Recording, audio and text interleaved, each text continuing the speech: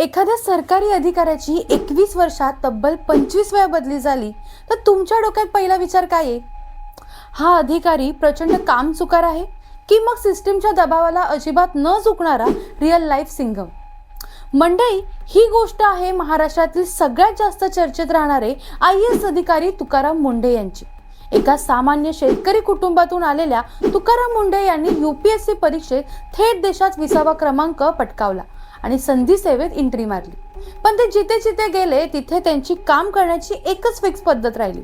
नियम सगळ्यांसाठी समान, कामात 100% शिस्त आणि चुकीवर थेट धडक कारवाई. बेकायदा अतिक्रमण असो, अवैध धंदे असो, ती सरकारी कामातील ढिसाळपणा, मुंडे साहेब निर्णय घ्यायला मागे पुढे पाहत नाहीत.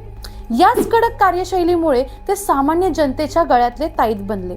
पण राजकीय आणि प्रशासकीय वर्तुळात मात्र त्यांच्या नावाची कायम चर्चा रंगली. गेल्या 21 वर्षात त्यांच्या तब्बल 25 बदल्या झाल्याचं समोर आलंय.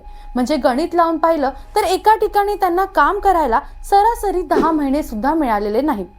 सध्या मुंडे साहेब पुन्हा एकदा तुफान चर्चेत आहेत.